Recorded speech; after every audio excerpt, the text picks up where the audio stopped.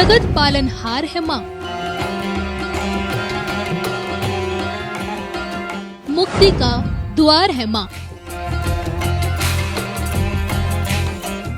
भक्ति का आधार है माँ। सबकी रक्षा की अवतार है माँ।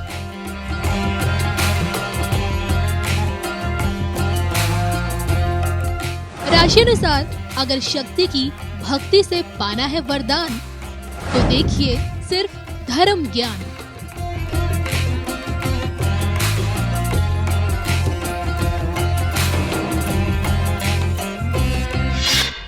नमस्कार, धर्म ज्ञान की खास पेशकश शारदीय नवरात्र में एक बार फिर हमारे दर्शकों का स्वागत है। मैं कविता राणा और मेरे साथ मौजूद हैं हमेशा की तरह जाने माने ज्योतिषाचार्य राकेश चतुर्वेदी जी। सर स्वागत है। नमस्कार, जय श्री राधे। शक्ति का पर्व यानी कि इस 7 अक्टूबर से आरंभ हो रहा है। जी हाँ, हम बात कर रहे हैं शारदीय नवरात्र की।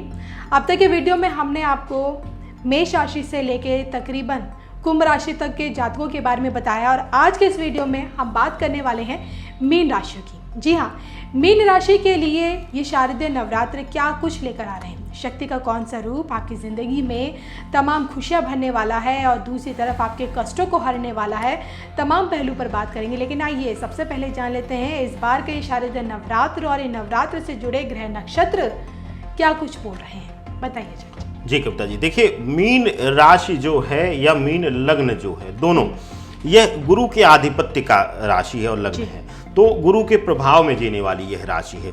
इसीलिए यह राशि जो है कई बार आर्थिक रूप से बहुत स्ट्रगल करती है या इस लग्न के लोग आर्थिक रूप से बहुत पीड़ित रहते हैं। अक्सर देखने को यह मिलता है। पीड़ा मतलब कि वह कभी पूर्णता की तरफ जो इतनी उनकी इच्छा होती है उस पूर्णता को वह हासिल नहीं कर पाते हैं। लेकिन यह लोग दिमाग से, बुद्धि से बहुत तेज होते हैं। अब वर्तमान ग्रही स्थिति अगर हम देखें तो इनके लिए जो है वह 3rd हाउस का राहु, 3rd हाउस हमने कहा है कि संबंध को दिखाता है। इसके बाद जो स्थान आता है वह है इनके लिए सप्तम जो आ रहा है स्थान वह आज आ रहा है कन्या का। यहाँ पर बुध मंगल सूर्य एक साथ बैठा। सप्तम भाव यह संबंध का, विशेष करके वैवाहिक सुख का, पत्नी भाव का, पति भाव का है, तो इनके लिए वहाँ पर बड़ा शुभता दे रहा है और दोनों के बीच बहुत ही अच्छी बॉन्डिंग के साथ यह एक दूसरे की शक्ति बनेंगे। इस नवरात्रि और शिव और शक्ति जानते ही हैं, उपासक हैं, तो यह एक दूसरे की शक्ति बनकर आएंगे जो इनके लिए बहुत बड़ी शक्ति बनकर आएगी, बड़ी से बड़ी मुसीबत से इनको इन दिनों में इनको बाहर निकालेगी। लेकिन इसके बाद अगर हम ध्यान दें इस ग्रही दृष्टिकोण पे तो इनके लिए जो स्थिति आ रही है वह एकादश भाव में इनके लिए गुरु शनि आ जाना, यह इनके लिए गुरु के वजह से, ज्ञान की वजह से कई जगहों पर बड़े लॉस लेना। जब हमने एक सामान्य जीवन में कई बार सुना होगा, हम सबने और आपने भी सुना होगा कि जब हद से ज़्यादा ज्ञान होता है किसी चीज़ को लेकर तो हम उससे उतना ही ज़्यादा कंफ्यूज भी हो जाते हैं। और क्योंकि अगर आप व्यवसायी हैं या किसी लक्ष्य को आपने टारगेट रखा है तो बहुत ज़्यादा ज्ञान हो जाने के बाद जिस समय सीटें कम हो गई तो हम नीट की तैयारी क्यों करें, इस समय आईएएस की सीटें कम हो गई तो हम प्रिपरेशन ही क्यों करें कि होना नहीं। तो इस तरीके का यह भ्रमित कर देने वाला समय है इनके लिए। मेरे कहने का संकेत सिर्फ यही है कि गुरु ज्ञान का स्वामी होकर शनि के साथ बैठा हुआ है, शनि वक्री अवस्था में बैठा हुआ है, आपको भ्रम देगा। इस समय ओवर कॉन्फिडेंस देगा या अति का ज्ञान देकर आपको भ्रमित करेगा रास्ते से।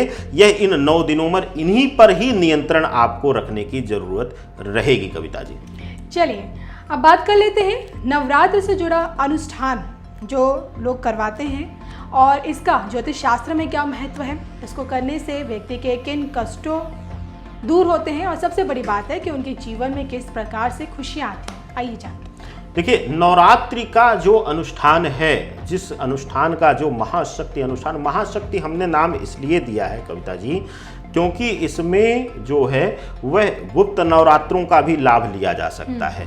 और प्रत्यक्ष जो देवियां हैं, जो सांसारिक जीवन में जिनका हम पूजन करते हैं, उनसे हटकर हम 10 महाविद्याओं का भी यहाँ पर शक्ति अर्जन कर सकते हैं। इसीलिए सांसारिक जीवन के लिए, सांसारिक सुख के लिए हमने दुर्गा सप्तशती का आयोजन। इसके बाद आपके कार्य सिद्धि के लिए हमें पता है कि हम सामान्य भाषा में अगर आपको अब इस अनुष्ठान के लाभ और दोनों के चयन में अंतर को समझाएं, तो जब हमें त्वरित लाभ लेना होता है, जल्दी लाभ लेना होता है, शक्ति लेना होता है, तो हम एलोपैथिक दवा खाते हैं कि हमें तुरंत पेन किलर ले लेंगे, एक टेबलेट खा लेंगे, साफ हो जाएगा और आराम मिल जाएगा। लेकिन जब हमें लॉन्ग टर्म लाभ लेना होता है तो हम आयुर्वेद और एलोपैथ को, अब हम होम्योपैथ को चुनते हैं। ये हमारा नेचुरल स्वभाव है। इसी तरीके से शक्ति आराधना में भी हमने दोनों का संयोजन किया है। हमने त्वरित लाभ के लिए महाविद्या, कि आपका कोई लक्ष्य है, इस बीच आपका कोई लक्ष्य है तो वह पूर्ण होगा, लेकिन सांसारिक जीवन में और पारिवारिक जीवन में लंबे समय तक लाभ के लिए महादुर्गा सप्तशती का पाठ ये हमने, तो दोनों शक्तियां जो हैं वह एक साथ काम करेंगी और आपको बल देंगी। यही लाभ इस महानुष्ठान में आपको मिलने वाला है। कब तक? बिल्कुल। और अगर आप इसी अनुष्ठान से जुड़ना चाहते हैं, कुंडली दिखाना चाहते हैं, कुछ भी ज्योतिष शास्त्र से संबंधित किसी भी विषय के ऊपर जानकारी चाहते हैं, तो बेझिझक स्क्रीन पे दिख रहे इस नंबर के जरिए आप आचार्य जी से सीधा संपर्क कर सकते हैं। अब बारी आती है शारदीय नवरात्र आप लोगों के लिए क्या कुछ लेकर आ रहे हैं इस बार, लेकिन सबसे पहले जानने की कोशिश करेंगे शक्ति का वो कौन सा रूप है जो आपके लिए अत्यंत शुभकारी माना जाता है, या फिर यूँ कहें कि अगर आप शक्ति के उस रूप को मना लें तो आपके जीवन से हर कष्ट अपने आप दूर हो जाए। देखिए कविता जी, हमने बताया है शुरू में कि यह गुरु प्रधान राशि या लग्न है, और माँ दुर्गा के जो स्वरूप हैं उनमें माँ ब्रह्मचारिणी का जो स्वरूप है वह ज्ञान बुद्धि को बल देने वाला है। या कह लें कि हम साधारण जीवन में हम कहते हैं कि हमने आप सबका एक भ्रम तोड़ा था और बताया भी था, और साधारण मुझे लगता है कि जो धर्म से जुड़े हुए लोग हैं उनको पता होगा कविता जी, और हमने ये बताया भी कि भाई सामान्य जीवन में अगर हमें करना है तो हम वाणी के लिए माँ सरस्वती की आराधना करते हैं, बुद्धि के लिए भगवान गणेश की, लेकिन इस नवरात्र दोनों का लाभ लेने के लिए माँ सरस्वती का भी स्वरूप ब्रह्मचारिणी में आ जाता है, और साथ ही साथ इनको बुद्धि प्रदाता भी कहा जाता है कि ब्रह्म ज्ञान का बोध कराने वाली ब्रह्मचारिणी है, कि इस ब्रह्मांड के अंदर जो भी रहस्य हैं, जो भी शक्तियां हैं, जो भी ज्ञान हैं, उन सब का बोध कराने वाली यह अधिष्ठात्री देवी हैं। तो इनका अगर आप इस नवरात्रि आराधना पूजन इत्यादि करते हैं तो आपके जीवन में यह शुभता लाएगा ही लाएगा। चलिए जाते जाते जानते हैं कि इस बार के शारदीय नवरात्र इन लोगों के धन धान्य से लेकर काम कारोबार के लिए कैसा रहेगा?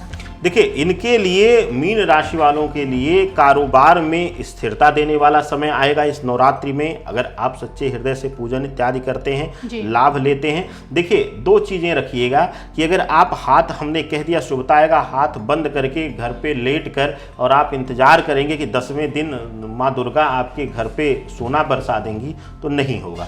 आपको उसके लिए कर्म भी करना है और साथ ही साथ माँ दुर्गा का आपको आराधना भी करना है। अब लोग कहते हैं कि नहीं, जब कर्म प्रधान जीवन है कविता, तो लोग कहते हैं, कई लोग यहाँ आपसे भी पूछते होंगे कि भाई तो फिर हम पूजा अर्चना क्यों करें? पूजा अर्चना इसलिए करें कि जब आप किसी अधिकारी के समकक्ष जाते हैं तो सबसे पहले उसको खुश करने के लिए उसको झुककर प्रणाम करते हैं, चाहे आप वृद्ध हो, चाहे आप महाज्ञानी हो, आप उस पद को प्रणाम करते हैं क्योंकि उस समय उसके हाथ में शक्ति है। उसके बाद उसके नेतृत्व में आप आते हैं। तो यहाँ तो यह जीवन की शक्ति है, यह पूरे सृष्टि को चलाने वाली शक्ति है। तो इनको आप अगर झुक के प्रणाम करते हैं तो इसमें बुराई नहीं है। तो आप इनका चिंतन करिए, मनन करिए, इनका पूजन करिए, इनका सदाचार का पालन करते हुए इनका घर में वास कराइए, अपने विचारों में वास करिए ब्रह्मचारिणी का। आपके जीवन में शुभता आएगी ही आएगी, और पूर्ण रूप से यह आपके जीवन में आपके ज्ञान को सकारात्मक दिशा में करके, आपके ज्ञान से धनार्जन करने का, विशेष करके अगर आप टीचर हैं, आप कोचिंग सेंटर चला रहे हैं, स्कूल विद्यालय आप चला रहे हैं, या फिर कहीं भी आप कुछ सिखा रहे हैं, चाहे किसी भी क्षेत्र में हो, तो आपके लिए अद्भुत होगा कविता जी।